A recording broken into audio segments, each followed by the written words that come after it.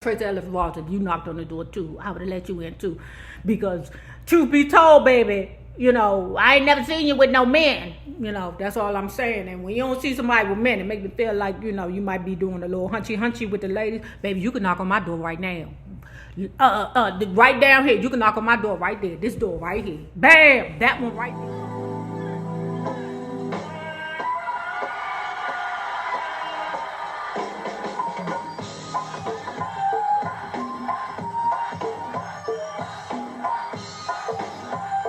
Okay, lovers, if you have not already done so, please like and share this video because it is so important to my success here on the YouTube. But now let's talk about girlfriends. So the first thing I want to talk about is Tracy Ellis Ross. I love her. She's amazing. Not just because she came out the boss's vagina, but just because she's funny and she's beautiful. Even with them big old eyes. And she got a fat toot. Okay, she got a fat butt. She bony with a fat butt. I don't know where she got it from because I didn't know that Diana Ross had her old, you know, bop back there. But hey, she's beautiful, she's funny, and she dresses amazing. And I think she got it from her mammy. If you ask me, Tracy Ellis Ross still goes to her mother's closet and tear that blicker down. I would too if I was her. I mean, I still have clothes from my mother from the 80s. Okay, from the 80s. That I will rock. Do you hear me? And I will shut the club down with some stuff from the 80s. You hear me? So anyway, let's get this out the way. Everybody know that I love the boss. Okay? Anything that comes out her vagina, I love that too. Okay? So let's do this. Okay? We have Rhonda. That's Berry Gordy's baby. Love her. Then we got Chudney and Tracy Ellis Ross, who is, I think her father's name is Bob.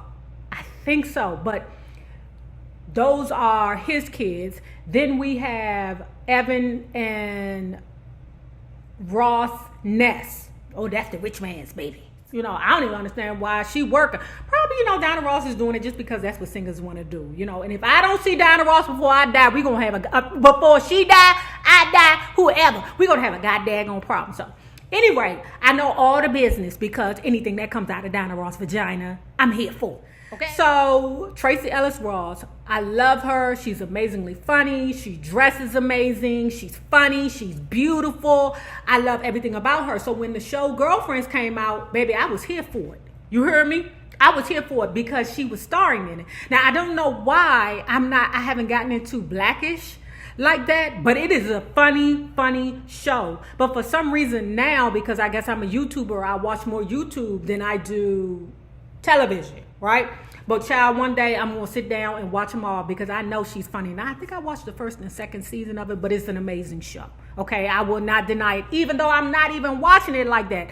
She killed it, and then I was like kind of shaky, like, and she gonna be able to, you know, be funny? Am I gonna be able to watch her as a mother? But it worked. I forgot that she was Joan when she was doing well, I never forget she was Joan, but I put that aside to focus on her being a mother. Right. Because at the time I had just became a probation officer, I ain't had no money.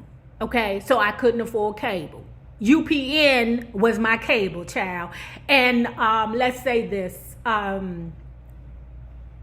Girlfriends was my #1 show.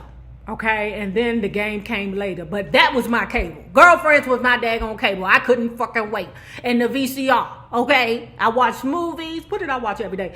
The Green Mile, okay? Every day.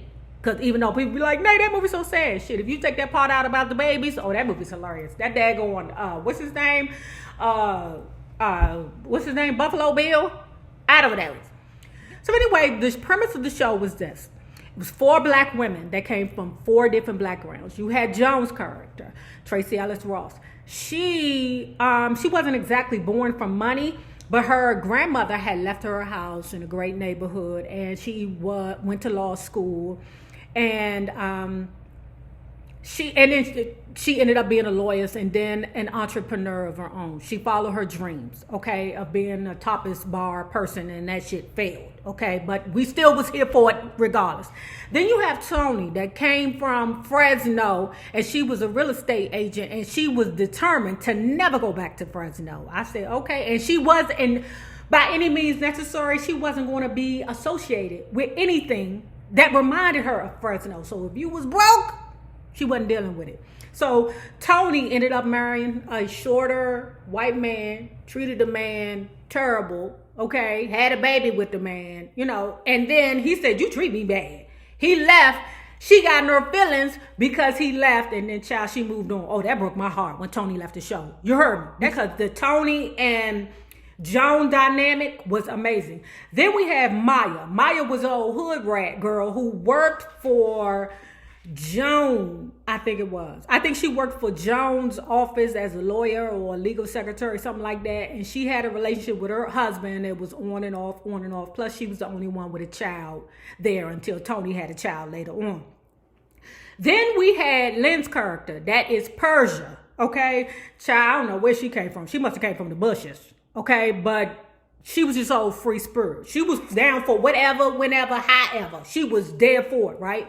And it worked. You know, they went through all kinds of problems. They went through divorce together. They went through having children together, relationship breaking up, friendships coming and going, you know, building businesses and failing. They went through a lot of things together, and it was our Sex in the City, and we needed it.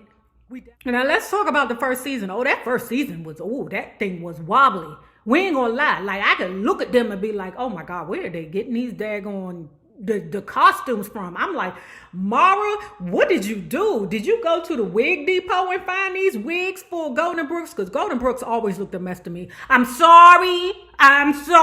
Say what you want to say, but Golden Brooks always looked a mess. She always had on platform shoes, and that was a mess. She must have got them from Shoe Dazzle. Then she always had on a busted wig, and then she was just so bony. Like, I believe they made her wear platforms because she was the shortest out of everybody, but she just was like her. I listen.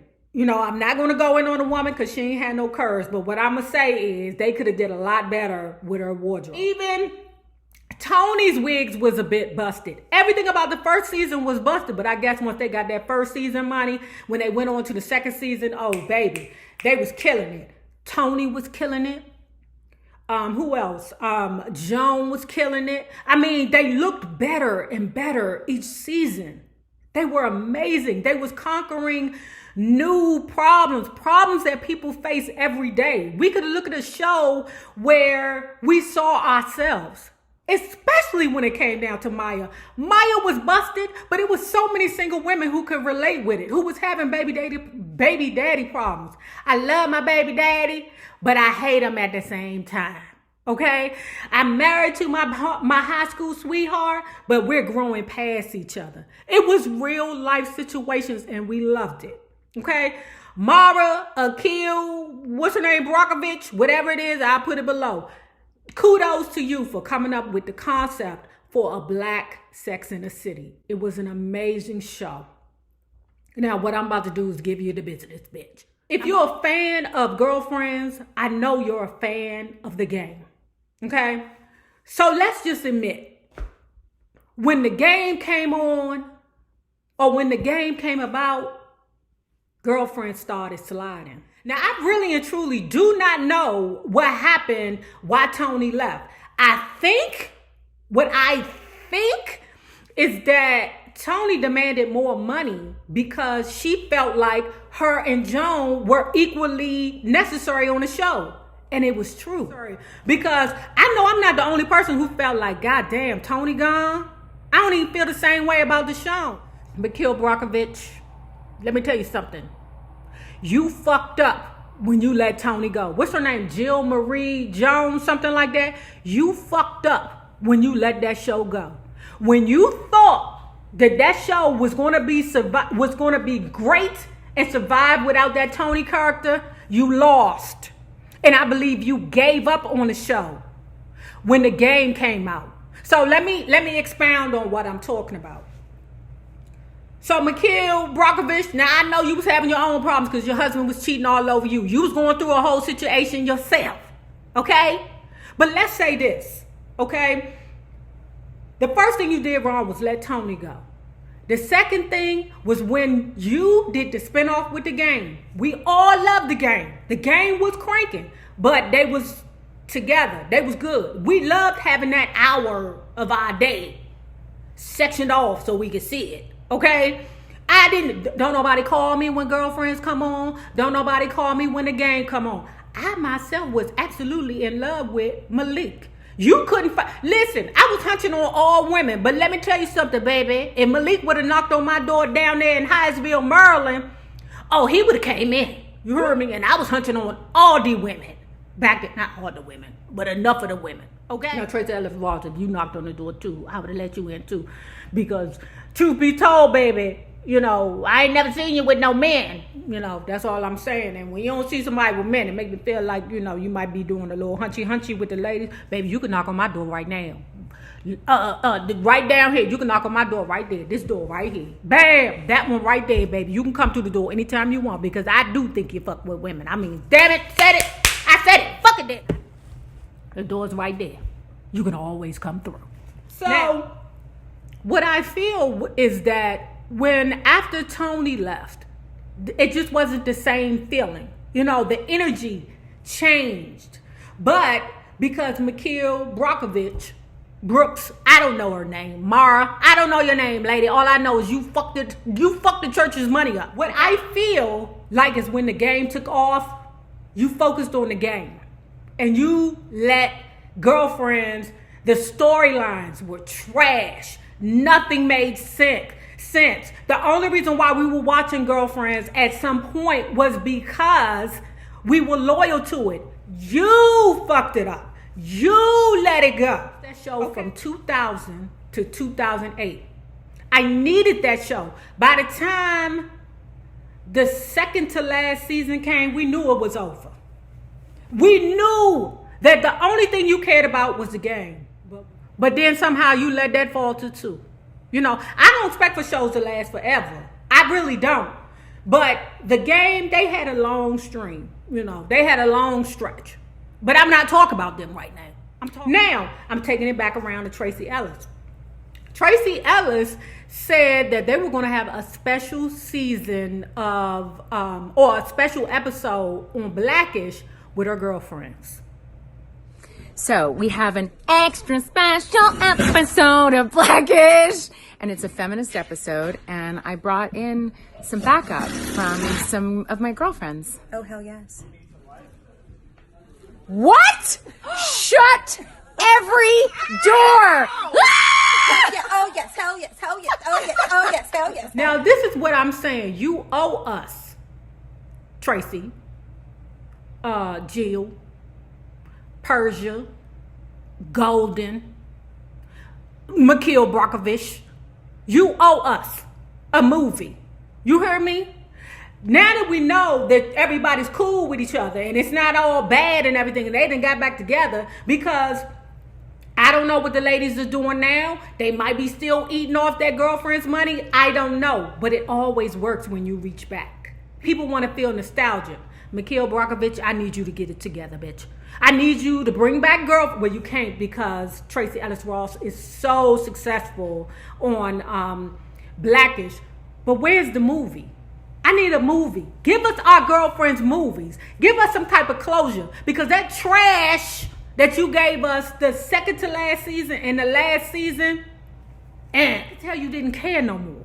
You didn't care. You were so focused on the game that you let a great show end tragically. And I ain't seen nothing that's bad except for a different world. So let me know, loves. Would you be willing to see a Girlfriends movie? I would. Matter of fact, I want the same huzzy that produced the show before to produce the movie. Mikhail Brockovich. Now, if you have not already done so, please like and share this video, because it is so important to my success here on the YouTube. Bitch. Now, I want, huzzy, this your opportunity to make it right with me. It's not like when I see you, I'm gonna jump on your back or something. I feel slighted. Let me say that. I feel very slighted. Okay? Now, remember this.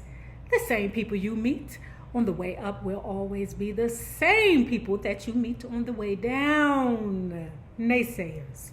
My patron loves, have a good one. Child, look at this wig.